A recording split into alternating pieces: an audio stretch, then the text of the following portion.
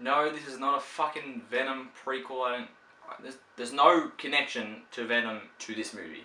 Alright, what is up guys? This is my review for Life. This stars Rebecca Ferguson, Jake Gyllenhaal and Ryan Reynolds, as well as 3 other stars. This is basically kind of a 6-man movie. I suppose there's about 6 characters in this movie that you see, because it's an isolated movie. It is on a spaceship, and they find this life on Mars, and they bring it onto the ship, and you know, shit hits the fan pretty much. I didn't see anything kind of prior to this movie. I just heard the Venom rumours because apparently the trailer made it look like it was something to do like that, but it wasn't. It had nothing to do with that.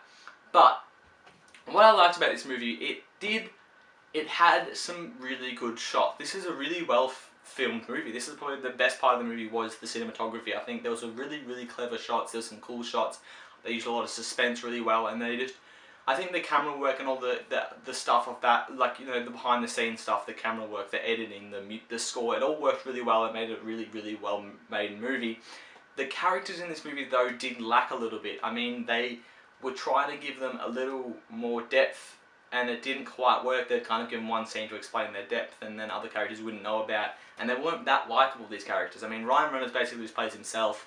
Jake Gyllenhaal's character, I think he does the best he can with this. I mean, I love Jake Gyllenhaal, probably top 3 actors, my favourite actors. He's phenomenal, and I think he tried his best to do something, but he didn't have much character depth to work with, and that was a lot of problem with a lot of their characters.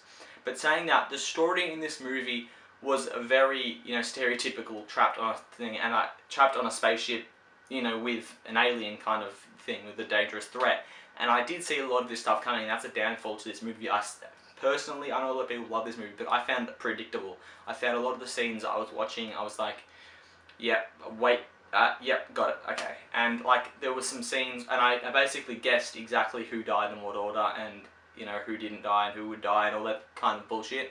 And you know, I guessed it, and I was really found that not annoying, but I was really disappointed because they were trying to play it off some phenomenal thing, like, oh my god, oh yeah, you didn't see that coming, but you did. And that's the thing I didn't love about this movie. It was predictable in a way. Saying that though, I did find, you know, it was a cool suspenseful movie. In the first half of this movie, it was really cool. It was a very suspenseful movie. They kind of built it in well, and they worked well with it. And then it did come very predictable, and that's something I didn't love about this movie.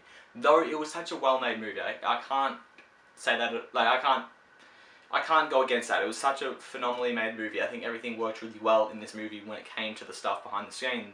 Not the acting and not the story. Everything else was really good in this. And I think this story is probably its biggest, not downfall, but it didn't have the depth that I necessarily wanted.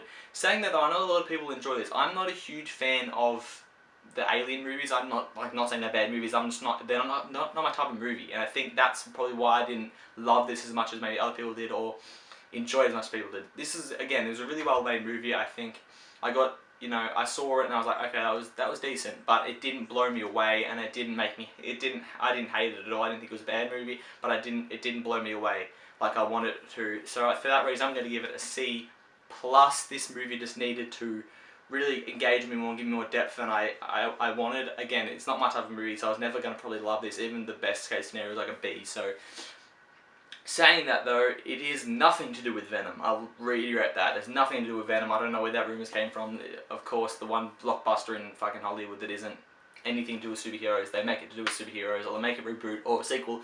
They just have to. It's apparently a thing now. You can't get some movies unless they're reboots, sequels, or fucking remakes. I don't know, guys, but that is it. You guys can like, you can get involved below, you can subscribe, and of course, have a good one.